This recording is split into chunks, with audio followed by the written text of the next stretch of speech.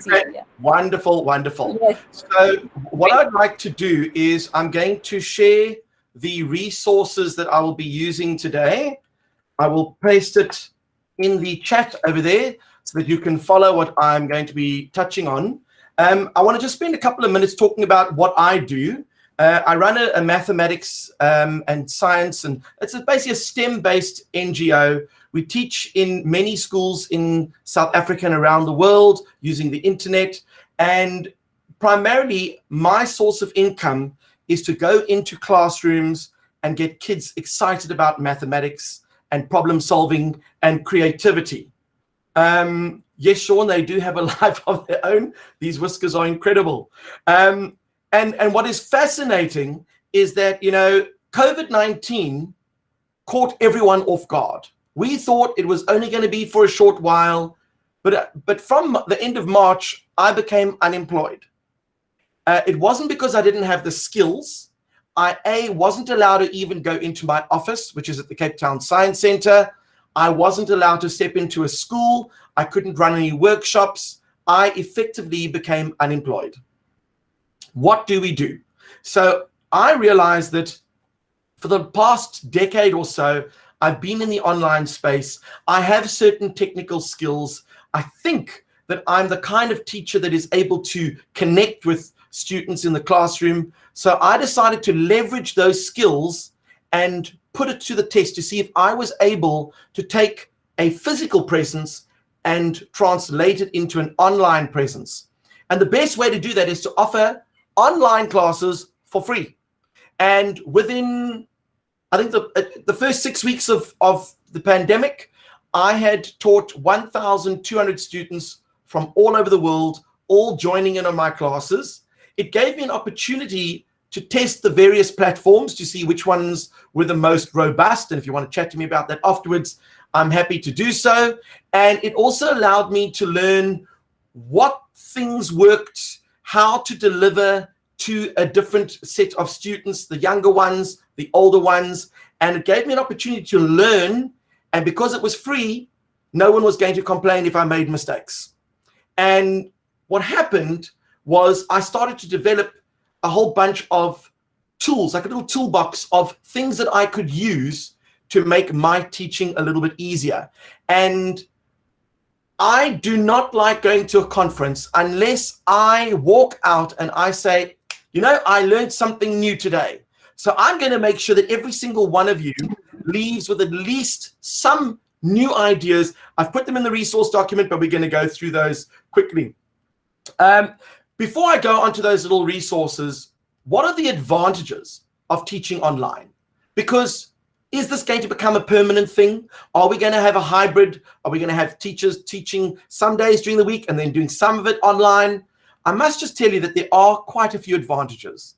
If the time frame of the session is appropriate, you can at least get your students concentrating. That's key. Number two, everyone gets a front row seat. It's not about a classroom where you're sitting. You've got a front row seat to see everything clearly in front of you. I prefer to have cameras on because that allows me to visualize how they are responding to the content. When everyone switches off their cameras, I don't know if you are watching YouTube videos or listening to music or typing emails, but in this case, when I'm teaching my classes, the kids have to put their cameras on because I get a sense of how they are responding to the content. When you share screen, everyone gets to see what you're doing. It's like having a front row seat once again. Private questions. I have set up my particular chats. I use Zoom in particular, but I am a Skype master teacher, so I'm happy to use Skype. I'm also a Microsoft Innovative Educator expert, so I'm happy to use Teams, and I love Google too. I have found that when I set the chat to private, any message that a child sends only comes to me. And that allows the child to feel secure that if they have something they want to ask, they can type it in the message, and I'm always happy to explain it without actually putting a spotlight on that child. And of course, the other bonus is that you can record the session and send the link to the child, and they can watch it anytime they want. They can pause, they can go through it again, which is something you cannot do in real life. But of course, while I was developing this toolbox, I started to learn that there are many interesting things you can do while teaching mathematics online. And I'm going to share my screen. And let's start off with our first one over here. Let's see if our share screen is behaving itself. This one is called AWW Whiteboard. It is a whiteboard that allows you to have a screen to write on. If you've got an iPad or a tablet and it's touch screen, you can obviously use your finger and you can write, which is a lot easier than writing with a mouse.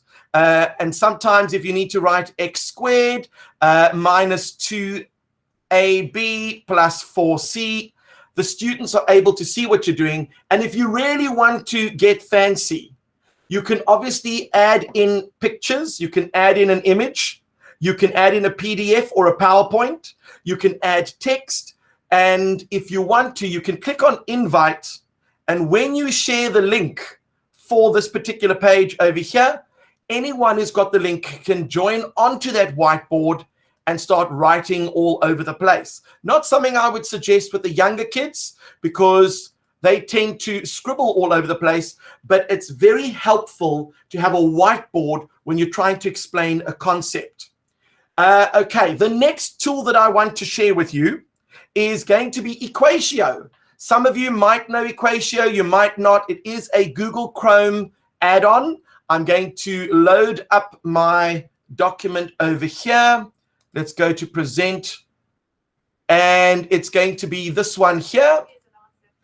There we go. Even Google, my phone is listening to me. So this is quite a cool thing. You know, sometimes you want to use an equation editor and you want to write things in your document.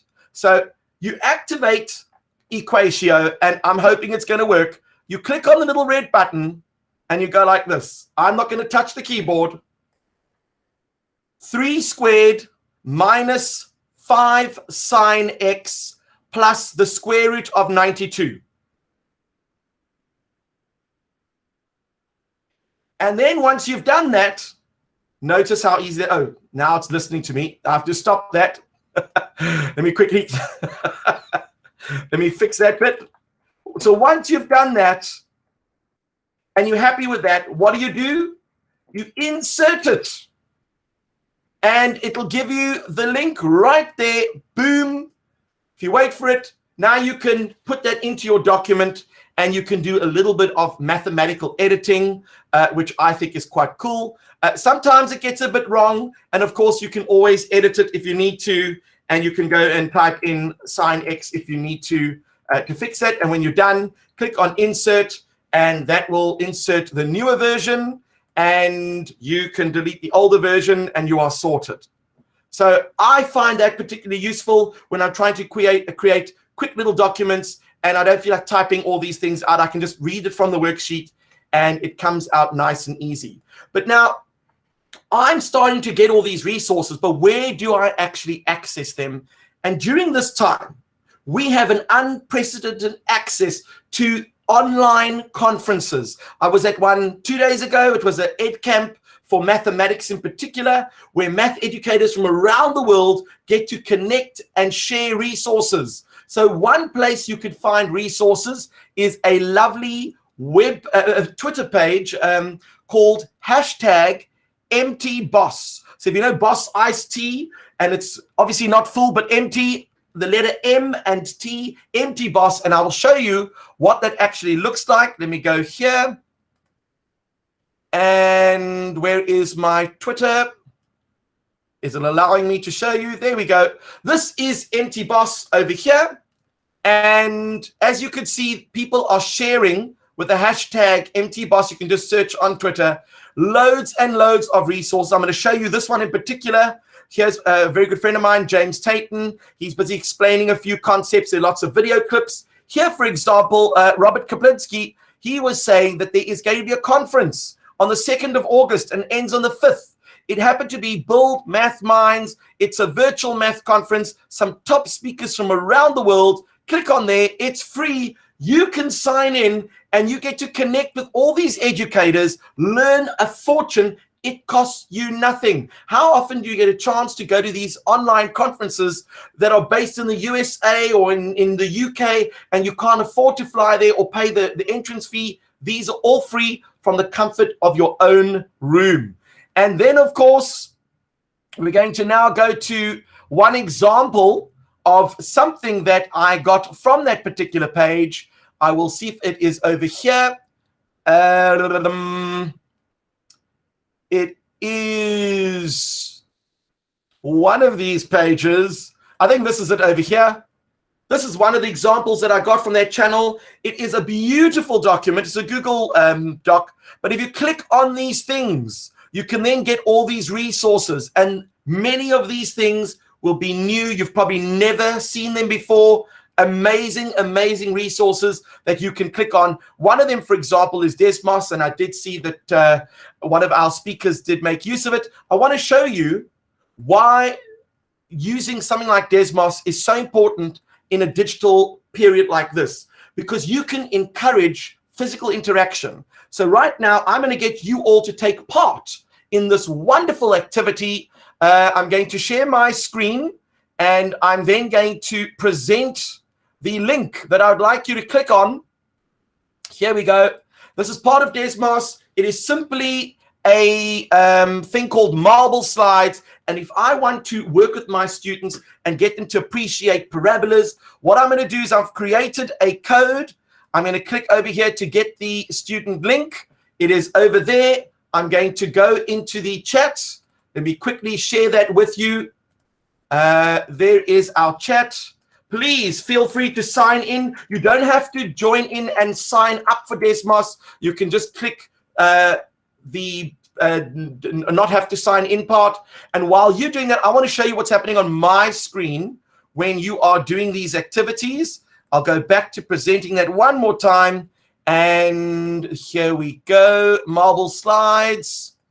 So this is what I've got over here. I'm going to go to my student preview. And this is what students will get a chance to see. We've got this little marble over here, and I need to hit these 5, 1, 2, 3, 4 stars. If I click launch, if I drop them, it will hit the stars. Success. Absolutely easy. I go to the next slide. This one's a little bit more challenging, because if I launch the marble, it's not hitting them all. I need to make an adjustment to the graph. So what I'd like you to do on yours is I would like you to make an adjustment on your graph once you have signed in. Let's have a look to see if any of you are signing in. I'm going to go to I should have a dashboard somewhere along the line. Let's just see where mine is. View my dashboard. Which code did I send you? Let me just double check. I sent you the 3VT, right. So according to my dashboard is here. And according to my dashboard, let's see who has signed up. Are we going to get some active participation? Yes, look at that.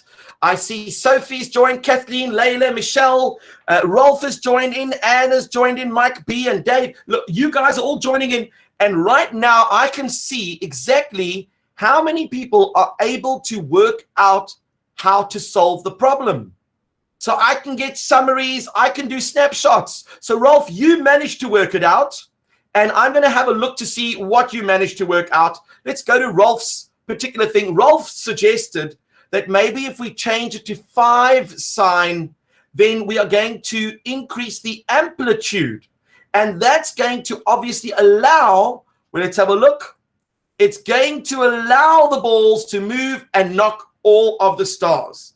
So what you will notice is that you move at your own pace through this particular activity, and all of you will be able to take part.